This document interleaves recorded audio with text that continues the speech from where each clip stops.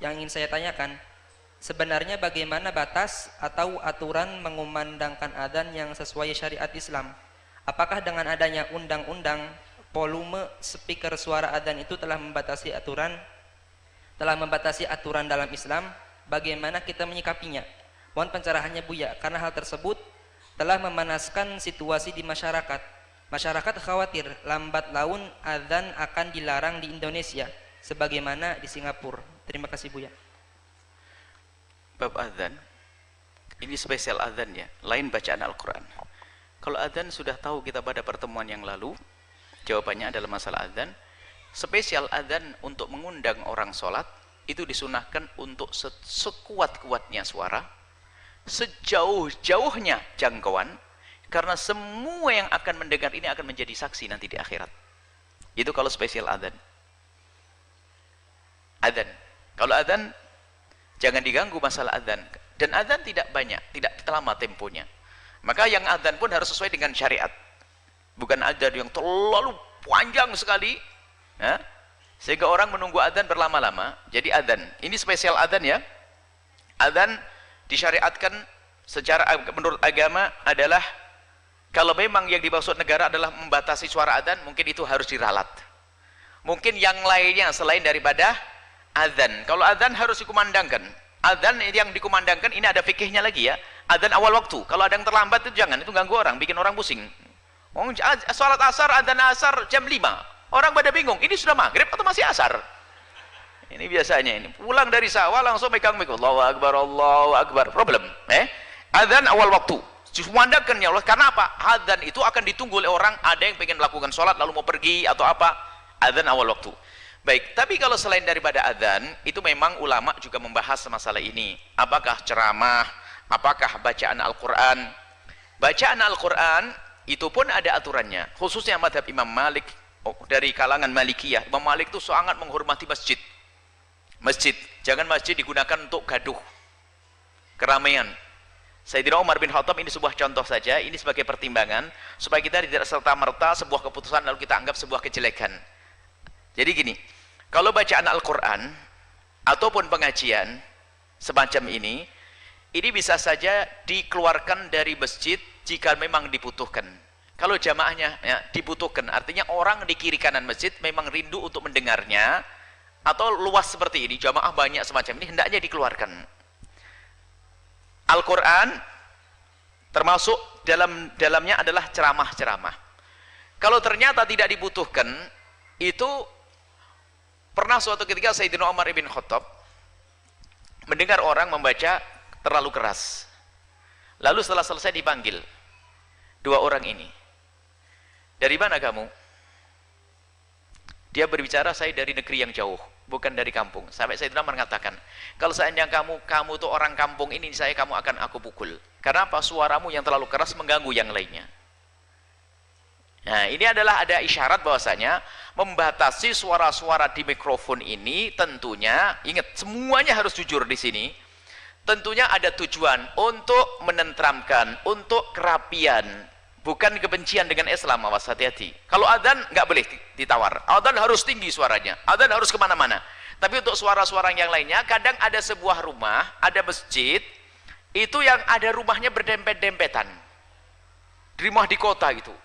Kalau suaranya terus, hampir berapa berjam-jam suaranya terus, itu sampai mungkin anak kecil mau tidur susah. Orang sakit mau tidur juga susah.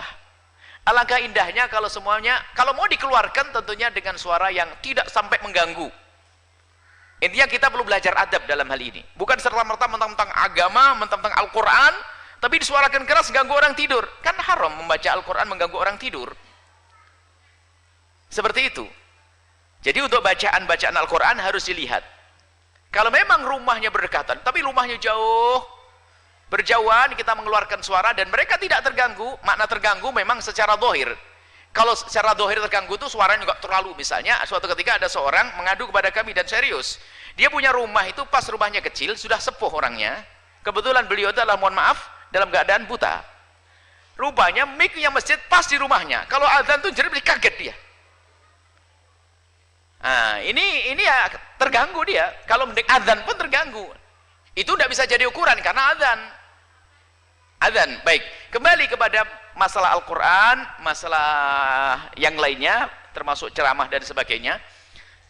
Jika harus dikeluarkan, harus ada bahwasanya itu dibutuhkan. Kalau tidak dibutuhkan, nggak usah semacam itu. Apalagi bacaan Al-Quran, khawatir Al-Quran nanti hanya diputer saja. Rupanya orang yang mendengar sambil melakukan sesuatu yang kelalaian dan sebagainya. Atau bahkan mungkin tidak dengar, Quran menjadi tidak dihormati lagi saat itu. Ini. Jadi mungkin peraturan itu kalau kita tanggapi positif-positif, sehingga sekarang tanggapi positif bisa saja jika tujuannya untuk merapikan yang demikian ini.